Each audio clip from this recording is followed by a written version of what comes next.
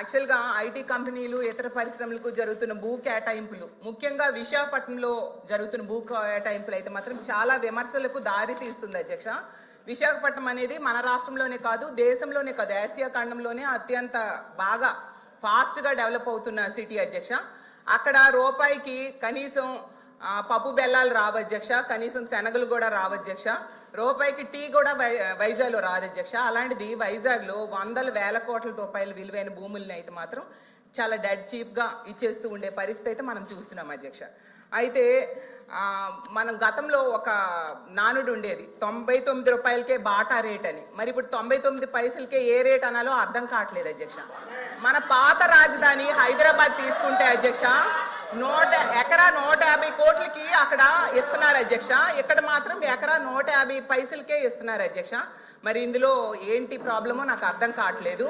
అలాగే ఇంకా పునాది స్థాయిలో ఉన్న అమరావతిలో కూడా ఇస్తున్న భూముల ధరల కంటే మా విశాఖపట్నంలో ఇంకా తక్కువకి ఇస్తూ ఉన్న పరిస్థితి అధ్యక్ష.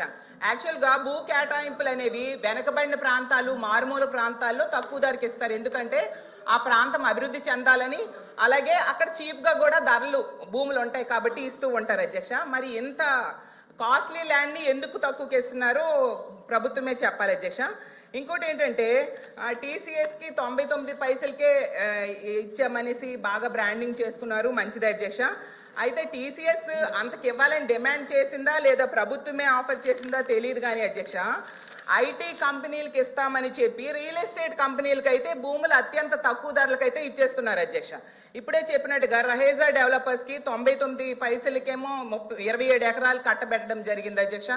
అలాగే అడ్రస్ లేని వర్సా కంపెనీకి డెడ్ చీప్గా 3,000 కోట్ల రూపాయల భూములు కట్టబెట్టాలని ట్రై చేశారు అధ్యక్ష. మాట్లాడనివ్వండి మంత్రి గారు ప్లీజ్.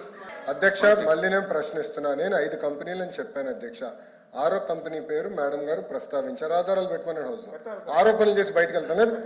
మేడం గారిని ఇప్పుడు ఆధారాలు పెట్టమని లేటెస్ట్ చేస్తూ విత్డ్రా ది స్టేట్మెంట్ అధ్యక్ష. అంతేగాని ఉర్సాక్ మేము ల్యాండ్ ఎక్కడిచ్చావు అధ్యక్ష? వీఆర్ నాట్ గివెన్, మేము ఇవ్వలేదు అధ్యక్ష. చాలా స్పష్టంగా నేను చెప్పాను, 5 కంపెనీలకే ఇచ్చానని చెప్పాను.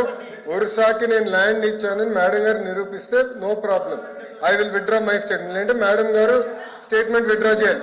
లేదంటే ఏదో ఆరోపణ చేసి మేము బయటకు వెళ్ళి తలపించంటే మేము ఒప్పుకోవడానికి సిద్ధంగా లేదు. We are not willing to take that.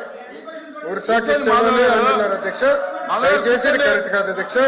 Madam గారి వివరాలు ప్రజల ముందర పెట్టమని కోరుతున్నాను అధ్యక్ష.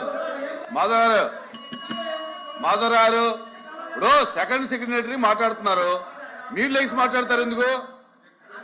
నా కూర్చోండి మంత్రి గారు, 1 మినిట్ అమ్మా 1 మినిట్ మంత్రి.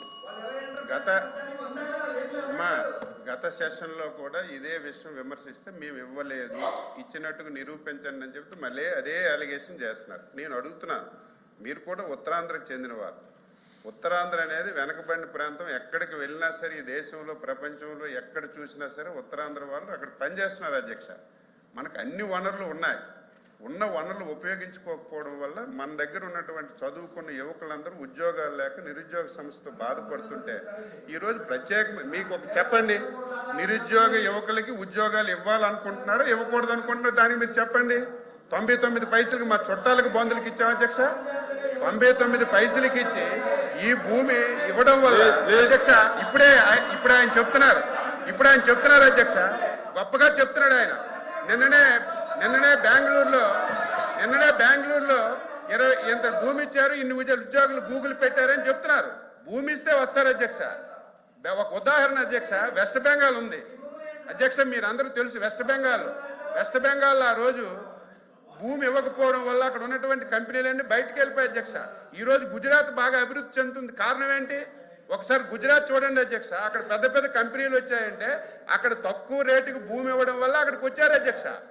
ఈరోజు ఉత్తరాంధ్ర వెనకబడి ఉంది, ఆ ప్రాంతానికి ఎక్కువ మందికి ఉపాధి కల్పాలి, ఉద్యోగాలు కావాలని దృష్టి పెట్టి పాలు ఏలు పెట్టుకుని పెడుతుంటే దాన్ని హర్షించవలసింది పోయి అభినందించవలసింది పోయి దాన్ని కూడా విమర్శిస్తున్నారు అధ్యక్ష. దీన్ని మీరు ఖండించాలి ఈరోజు స్పష్టంగా అధ్యక్ష. లేని విషయాన్ని